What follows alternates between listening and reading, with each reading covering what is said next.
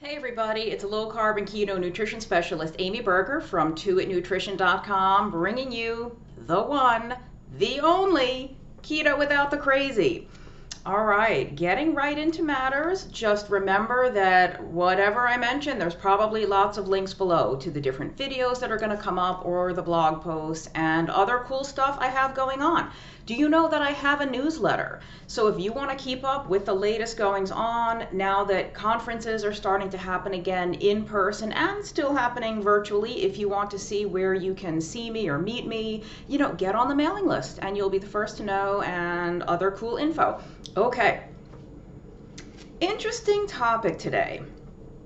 Let's talk about fasting, but not in the way that you might be thinking. I am not talking about food. I'm not talking about abstaining from consuming food. If you want to know my thoughts on fasting, I'm going to link to a couple of videos I did on it a while back and some blog posts. I will tell you just the very short version of it before I get into the kind of fasting I do want to talk about today. I am not a fan of multi-day extended fasting.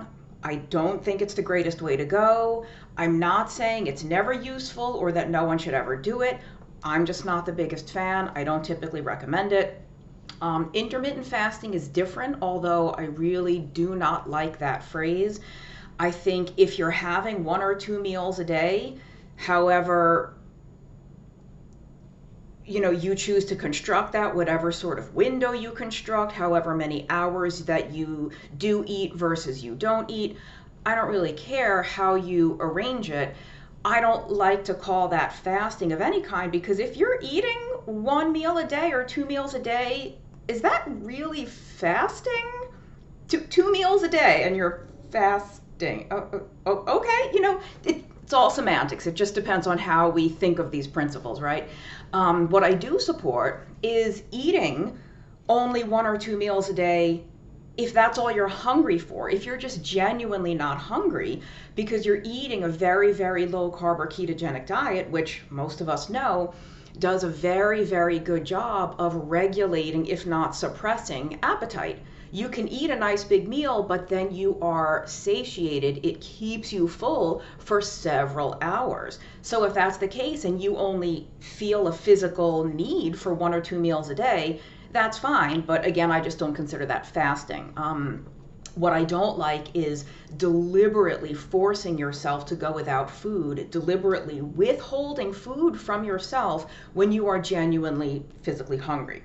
Okay. That's, again, I'll have links to blog posts and videos about food fasting. What is the fasting I do encourage? There are 2 things that I would love for you to fast from. I would love to see some of you fast from these things. The first is your own negativity, your own negative thinking, your own all or nothing, black or white thinking when it comes to keto and low carb and food in general. And I did a video not too long ago, I think it was called All or Nothing Thinking or Black and White Thinking, I'll link to it. I would love for you to fast from the notion that you are either super, super ultra strict keto or you're face first in 400 grams of carbohydrate. There's a lot of room in between those 2 poles, right? Those 2 opposite ends of our food and carbohydrate intake spectrum. There's a lot of room in between being ultra super duper strict keto and face planting into a bag of marshmallows, an economy family warehouse sized bag of marshmallows. Even if you are somebody whose body in whatever way responds best and gets its best results staying under 20 grams of carbs a day or 30 or 40 or even 50 grams a day, whether that means you have your best blood sugar control, you have your best physical energy, your best mental clarity, your skin stays clear, your joints don't hurt, whatever metric you use to track how you feel and how things are going, even if you know that you do best at 20, 40, 50 grams of carbs, let's say you had a day where you ate 80 grams of carbs. Oh my God. Is the world ending? Are you a giant failure? Have you wrecked everything? Have you ruined all the weeks and months or possibly years of progress you've made on low carb or keto for a day or even 2 days of 80 grams of carbs? You could spend the day or the week self-flagellating and beating yourself up for exceeding your best carbohydrate threshold, or you could tell yourself, oh man, I ate 80 grams of carbs. That's like double what I normally eat. That kind of sucks. Geez, I wish I hadn't eaten 80 grams of carbs, but whew, it's better than 180. It's better than the 280 grams of carbs I was having every single day 6 months ago, or 6 weeks ago, 5 years ago.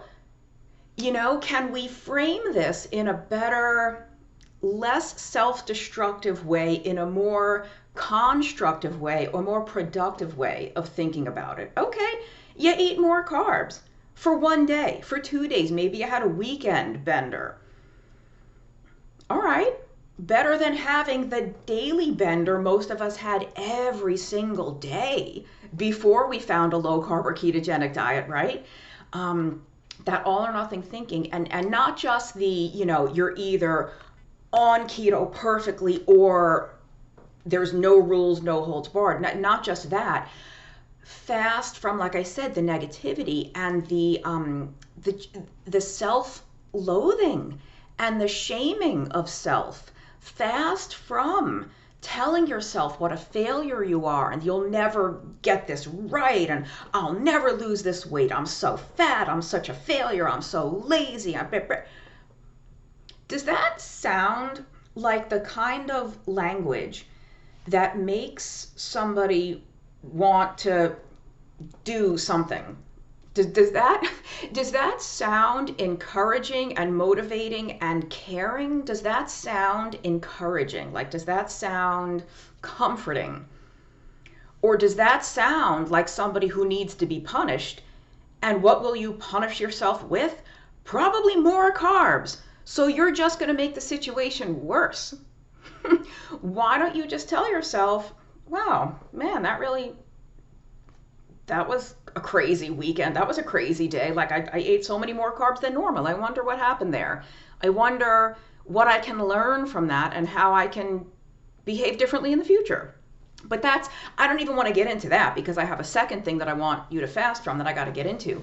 But really, I mean, that'll be a whole other video someday.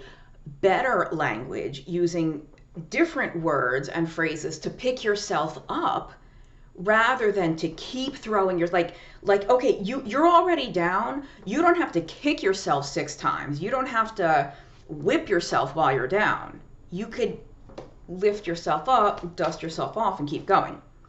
So, you know, fast from that punishment and from the guilt. And it's just food. It's just food, really. Okay. Second thing I want you to fast from, I enjoy talking about so much more. I try to bring you keto without the crazy because I see how crazy it is out there right now. I've said this so many times. If you're new to my channel, maybe this is the first you're hearing it, but you old fans and veterans have heard me say this over and over. I've been eating some variation of a low carb or ketogenic diet for over 15 years now. And when I was new to all this, social media didn't even really exist. I don't remember if Facebook existed when I was brand new to this, when I like before it stuck and it was my life. I know Twitter, YouTube, Reddit, Instagram, none of that existed. None of it.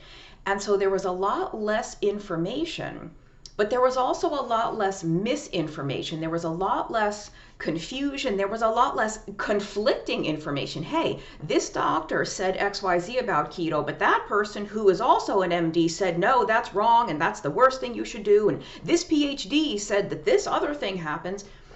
None of that was a thing, thank goodness. All you really had to do was keep your carbs low. So with that in mind, what I would like you to fast from, if you think you need to, not everybody does, and I'll clarify in a minute, I would like for you to fast from toxic keto social media. Not from all keto social media, just from the toxic stuff. From people who are telling you that supermarket chicken is killing you, that supermarket pork chops are literally killing you. That's the kind of stuff I would like you to fast from. I would like you to fast from the sensationalism and the alarmism and the fear-mongering and the clickbait. I would like you to fast from people who are telling you that your best effort at cutting carbs is not good enough because you're on a budget and you can only afford the conventional ground beef from the discount store. You can't afford the grass-fed, grass-finished, local farm stuff. Like if you could, great, you'd be more than happy to pay for it. You can't. So I would love for you to fast from people who are telling you that the way you're doing it is not good enough. I would also like you to fast from people people you follow who provide nothing positive for you. They're keto or they're low carb or something, or they're into fitness, but you come away from their feed or their timeline feeling worse about yourself every time or almost every time. Whether it's because it's somebody who's got kids and the whole family eats keto and the family is just the picture of the perfect, everybody loves to eat this way. The kids never ever ask for a French fry or a slice of regular bread. If you follow people whose account exists solely to show you their six-pack abs and their biceps and their like V taper of their waist and their back muscles and all that, if their accounts exist solely to feed their own narcissism and their own requirements for attention, and their feeds do nothing to build you up and to give you educational, actionable, down-to-earth, reasonable, real-world advice as to how to be successful with carbohydrate restriction, I would love for you to fast from those people's timelines and feeds. Now, like I said, you don't have to. If I have not described any of the people that you typically follow, great. You have found the bloggers, the video makers, the YouTubers, the Reddit, the Instagram influencers, I hate that word, but you have found the people who lift you up and who help you be better and who help you understand how this all works in a clearer way, who give you actionable real-world tips to make this more sustainable, to make it easier for you to do, easier for you to enjoy. If you don't follow anyone who makes you feel worse or who makes you feel jealous or envious or scared, who terrifies you that the salad dressing you're buying at the supermarket is killing you, cultivate a social media experience that helps you do this and helps you enjoy it, helps you feel better about it, helps you stay motivated, helps you feel confident that what you're doing is great. What you're doing is not only good enough, but it's working for you and it's working well. So clearly it's not only good enough, it's actually darn great because you're getting exactly the results you want to get. Just fast from even you could even fast from people that you do truly respect and like and value their opinions. Some of the MDs, the PhDs that are constantly putting out videos and content, even if you like what they do and you do learn from it, it is helpful. If you are feeling overwhelmed and confused, and you're also getting fearful and anxious because you're overwhelmed and confused, you can take a temporary break from that. Would I call that a fast? Yeah, maybe. Take a week or 2 or 3 weeks off. I call it an information vacation. I actually did a blog post about it a long time ago and a video. I'll link lots of links below, like I said. You don't have to unsubscribe. You don't have to unfollow. Just stop looking at it for a little while, for a week or 2 weeks or 3 months, however long is going to help you get over some of those negative feelings. You know, those blog posts will still be there. Those videos will still be there a month later. They're not going to get taken down unless they, unless the creator deletes them, in which case they weren't good enough to keep up anyway. But no, I'm really just saying, like, you don't have to block anybody. You don't have to, like I said, unsubscribe, unfollow. Keep it up. Just don't look at it. Or turn certain notifications off. My phone has, like, I have nothing turned on. Nothing zings and bings and buzzes at me. I mean, regular text messages from actual humans that I know in real life. I have certain things, but I don't have any notifications turned on. There's, whether it's Instagram or YouTube or Twitter or certain other social media sites, I have certain groups or forums or individuals whose timelines I go to directly every day or every 2 or 3 days so I don't miss anything. There's like a handful of people and organizations that I follow every day or close to it. The other stuff, it's catch as catch can. I see it, I don't see it, unless if there's something that earth-shattering, I'll hear about it because everybody will be talking about it, and I won't be able to miss it. Like, you just won't miss it. But that's, choose 2 or 3 people that you love. And if I'm not one of them, that's okay. I hope I am. But if I'm not, if I don't make your cut temporarily and you have to fast for me, choose the ones who make you feel best, who make you feel the most confident, who provide the most value, and watch their stuff and put the other stuff on hold. Do that fast, that temporary fast from the other, because I am absolutely in favor of us all, myself included, learning more, gathering more knowledge, deepening our knowledge of things we already know a little bit about, but we want to go below the surface. That's great, but it can also be overwhelming and exhausting. It's exhausting if you think you have to keep up with it all, and you don't. You don't have to watch any videos. You don't have to listen to any podcasts. Just because your favorite people come out with a new podcast doesn't mean you have to listen to it the day it comes out or the week it comes out. Just because I come out with a new video doesn't mean you have to watch it the day it's published. I hope you do. You don't have to. Where's the law that says you have to do that? You can do these things in your own time, at your own pace. You can walk away for a couple of days or weeks. I just, I see so much negativity. I see damage, like emotional and psychological damage being done when people just take it all too far.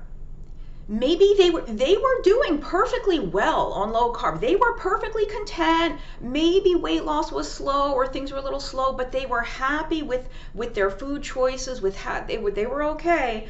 And then they heard 2 people duking it out on Twitter and all hell's breaking loose, and they are so confused now. They're giving up because they don't even know what to believe anymore. Forget it. I don't know heads or tails, pass the bread.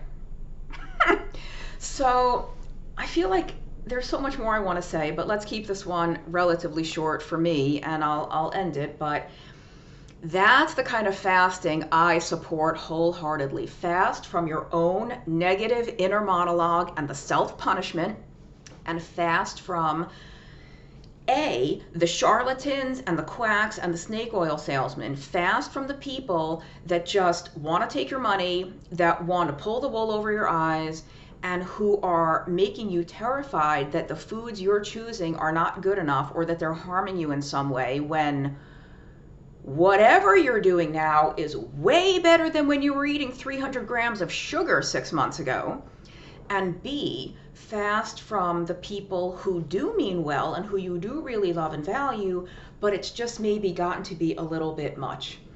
It's a little much and you need to take a break. I wholeheartedly support that kind of fasting. So do check out all the links I mentioned, lots of videos and blog posts, and I'll see you next time. Bye-bye.